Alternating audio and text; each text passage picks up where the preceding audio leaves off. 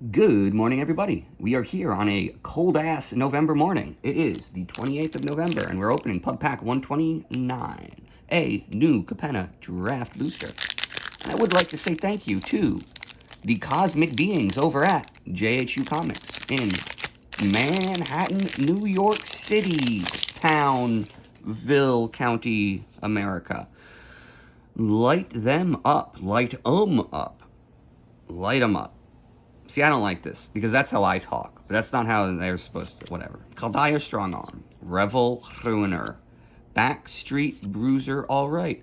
Revolution of Power. Jewels Thief.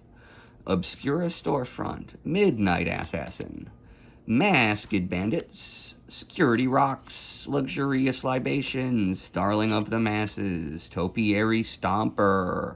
And that's it. And then these guys, the shinies and other stuff. There's nothing really killing it. Nothing jumping out at me. I mean, this card really...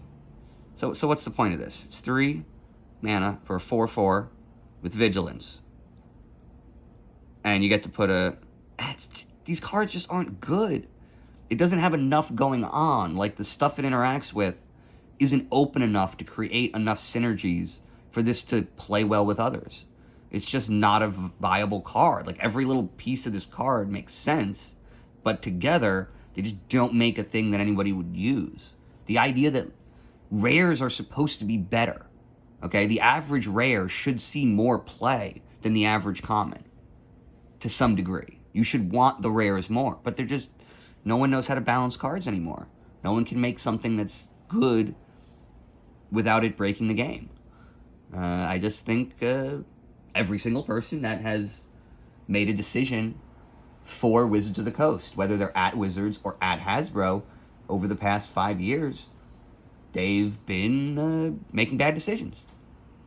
I mean, best case scenario, they're like negligent. They've been acting negligent with shareholder money.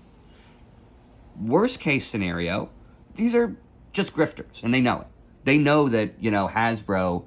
paying Hasbro for a licensing property on a card can't actually lead to more sales of Magic cards. So when Hasbro forces Wizards to pay Hasbro for Hasbro licensing, they're essentially stealing resources from the one functional division at the company, and then pissing them away on the other failing divisions, mostly licensing, where you just spend money and you get nothing for it.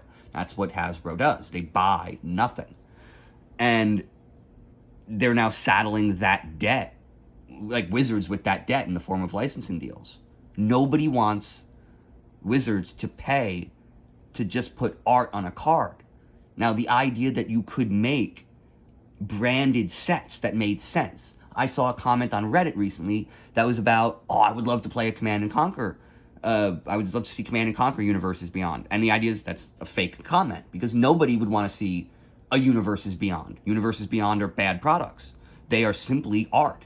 Now, if somebody, say, created a 2-color Magic the Gathering expansion, called it Red Alert, had the Soviets and the Allies, and, you would basically just do the cards in rarity order, so you would have, like, the Tanyas and the Yuris would be the Mythics. You would have, stuff like Mammoth Tanks being, the uncommon... Oh, no, those guys would be Planeswalkers. So then you would have the highest tiered, technology being Mythics. Then you would have stuff like Mammoth Tanks being rares and MiGs being rare. And then you would have, Grunts and stuff being... And you could actually make a set that was more than just the art from Command & Conquer. That's the product that Hasbro says they're selling us, but they're not. They're just putting art on it. My friend came by, who plays Magic and grew up watching Transformers, saw the Starscream card, and laughed out loud saying, who the fuck is this for? This card is bad, it's unplayable, and the art looks cheap. And that's it. The idea is the product Hasbro is telling us that Wizards is selling could exist, but Hasbro is incapable of making it. You cannot just slap a skin on a gaming product and call it a new product. You can lie, you can cheat, you can dummy up as many number of accounts that say, oh my god, I love the skins. But at the end of the day, we're going to look at the money. When the money doesn't come from those accounts, people are going to get in trouble. companies will die or people will be investigated. I genuinely believe that there has been some... When a CFO leaves a company while the rest of the banking world is saying that they've been manipulating the market, that's a bad sign. So, wish you luck, outgoing CFO of Hasbro. But, hey, at least it's not as bad as Bed Bath & Beyond. You might even survive. Good night.